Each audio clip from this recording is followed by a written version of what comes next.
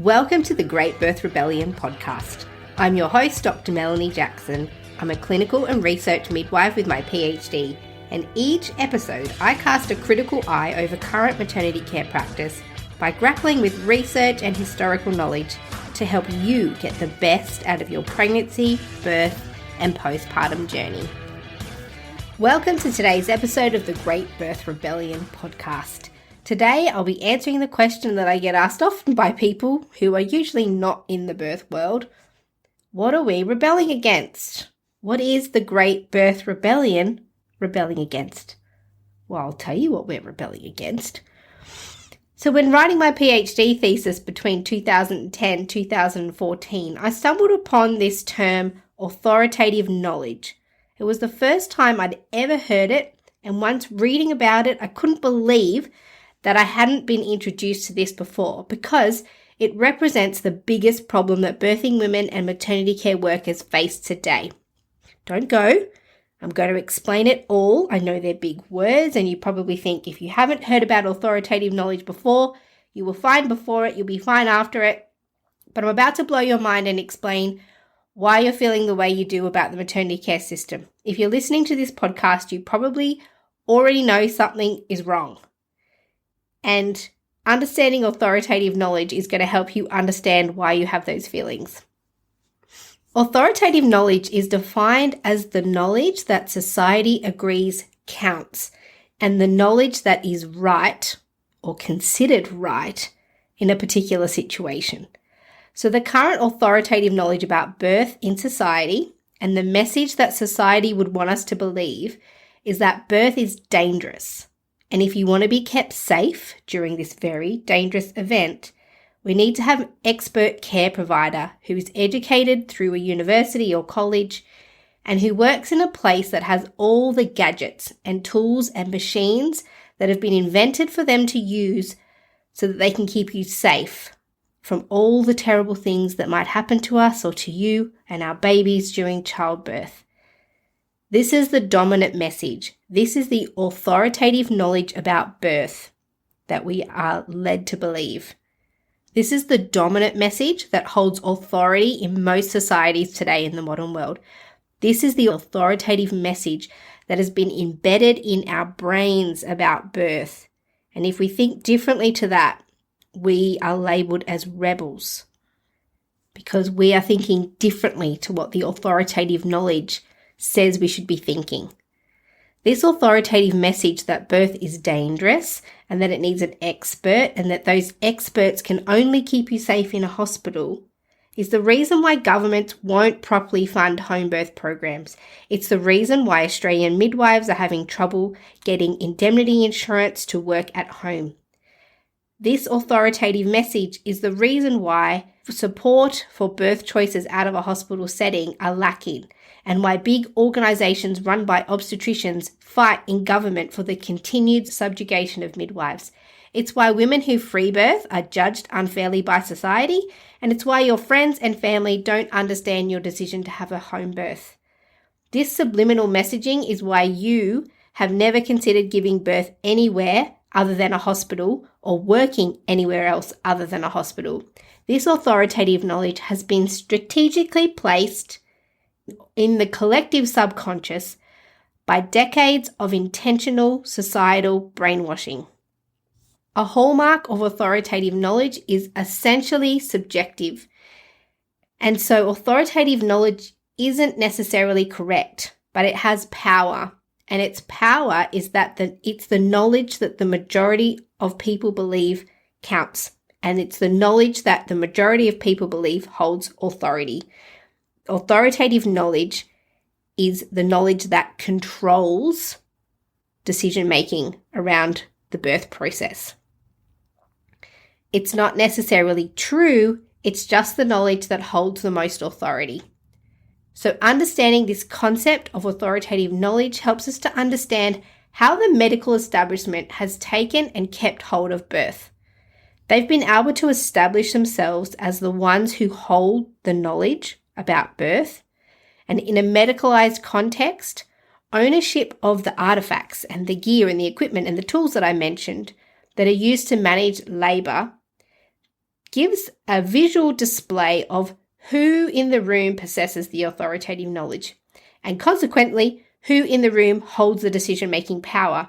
Because if you hold the authoritative knowledge, demonstrated by the holding of the equipment, you also hold the decision-making power.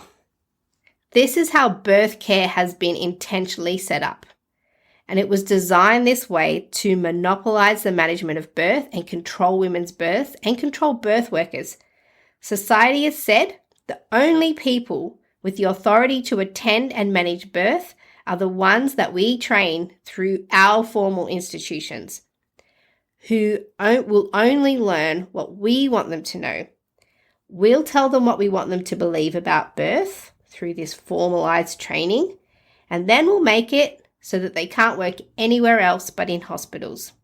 This is why it's so hard for us private midwives to work out of hospital, and why we have to fight so hard just to get something basic like professional indemnity insurance, because they don't want us to work in a way that challenges the authoritative knowledge. Then, after training the experts through the formalized institutions and then having them work in hospitals, we then perpetuate the message that birth is dangerous by putting women in the less than ideal circumstances for birth, like in a hospital. We heard from Sarah Buckley not long ago about the physiological needs of a woman for her labour to work properly. We know that birthing in a hospital lacks many of the physiological needs that a woman has when trying to give birth. And then when her body doesn't function physiologically in these less than ideal venues, we tell women that they were lucky. They were lucky that we were there to rescue her and her baby from her birth and from the danger of birth.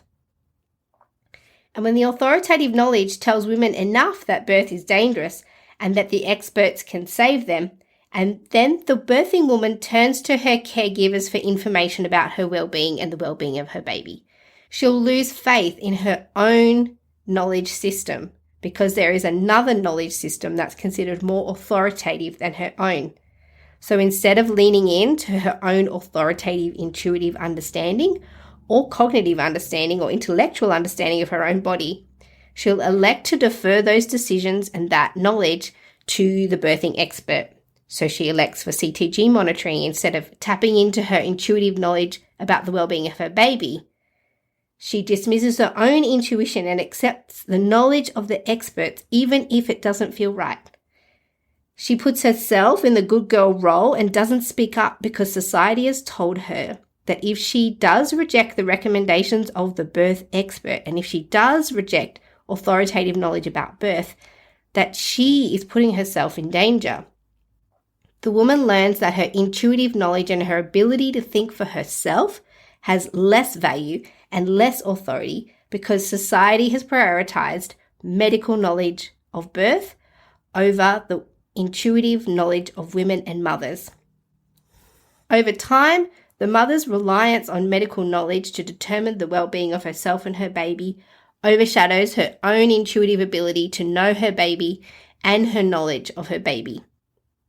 And her knowledge of her baby is diminished or rendered illegitimate by medical authorities. So what are we rebelling against?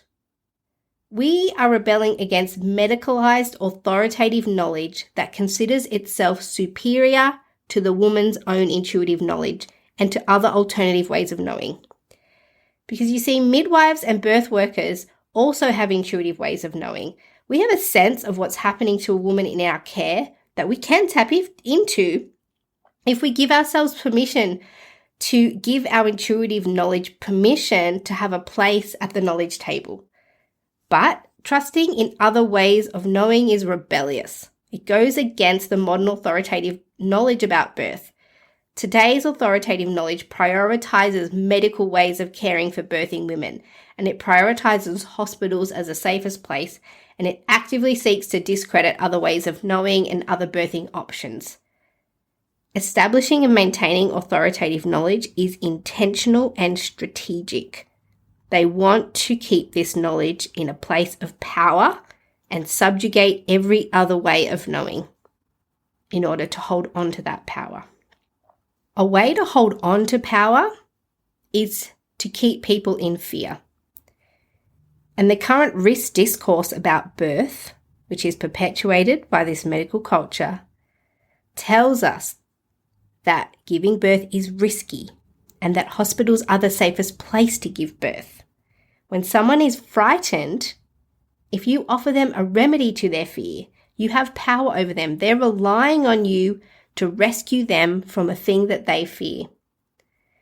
But in an article by Andrew Bissett's 2016, he suggests that the risks associated with pregnancy and birth are low prevalence phenomena. However, there is an obstetric tendency towards an emphasis on risk. He suggests that when presented with the range of ways that pregnancy and birth can go wrong, women begin to feel that pregnancy is indeed dangerous. And perpetuating fear by promoting risk is an effective strategy to position doctors as the saviours from the perceived dangers of childbirth. It also allows the birthing community to exist in a heightened sense of alarm, and it increases their willingness to attend hospitals. There's an author, Scamell, who wrote in 2016, and this was called the scare factor in this article. And authors argue that medical professionals gain control by inventing risk. For anyone out there who's interested in psychology, you might also be aware of the work of Foucault, whose work described the medical gaze. And the medical gaze describes how certain conditions or behaviours are looked at through a medical gaze. So if we look at birth through a medical gaze, and then doctors or physicians will label and view something as pathological so that they can legitimately lay claim to all the activities concerning that condition. So this medical gaze describes a medicalization of birth. If doctors can look at childbirth and pregnancy and say, this is pathological enough to come under our scope, to come under our purview, they can legitimately lay claim and take authority over childbirth. So under the medical gaze, certain cohorts in society are designated as either compliant or deviant and exhibiting good or bad behaviour. So if we comply with the authoritative knowledge and do what we're told by the expert, so in childbirth, if we agree that the doctor is correct and we comply with what they're recommending, then we would be labelled as good or compliant. But if we challenge it and we rebel against it, society would label us as bad or deviant. We would be the troublemakers. Anybody who rejects the authoritative knowledge is considered by society and the experts as deviant, troublemakers. This is a well-documented sociological phenomenon. I'm not just making this up. This is researched and commented on by anthropologists as a social phenomenon that occurs. So from a Foucauldian perspective, conformity to the medically defined norm is seen as good behaviour. So if we accept and comply with the authoritative way of doing things, then we're good. Society deems us as good. Now, things like the decision to give birth outside the system or challenge the current system can be understood as ways of escaping the medical gaze. And the women who do this, and midwives who do this, and other care providers who do this, are consciously or subconsciously labelled as deviant or rebels. So you may experience this when you demand or expect care that deviates from hospital policy. You might be labelled as the troublemaker for falling out of line and challenging the way things are done. People don't like it when we challenge the authoritative knowledge because they genuinely believe that they are right, that they understand correctly. And if you don't follow suit and if you don't also do what they think is right, then you're putting yourself in danger. The other reason why people don't like it when we challenge the authoritative knowledge is because they feel like you're telling them that they are wrong. If you don't believe what they believe, and they believe the authoritative things that most people believe, you're saying to them, you're wrong, and that's uncomfortable. In the paradigm proposed by Foucault, escaping the medical gaze would characterise us rebels, women, midwives, whoever you are, as social deviants. And there's another author, Nibs, who argues that compliance with authoritative knowledge produces the good citizen, and so anything that deviates from that would be a deviant citizen. So, what are we rebelling against? We're rebelling against the authoritative knowledge that society expects us to believe about birth, despite evidence showing us that the current authoritative knowledge is not right. Hospitals and medical ways of caring for birth are more and more being exposed as dangerous for women in so many ways, and not the safe haven of care that we are expected to believe. I'm saying this as a generalized statement, but we're seeing increasing levels of birth trauma, increasing levels of intervention, increasing levels of physical and emotional damage for women and babies. And much of it is iatrogenic, medically induced damage from birth. We are rebelling against dehumanization of women during childbirth, and we are rebelling against the lies told about pregnancy, birth, and postpartum. This podcast is about truth-telling. All of my work is about truth-telling. And the Convergence of Rebellious Midwives is a conference about truth-telling.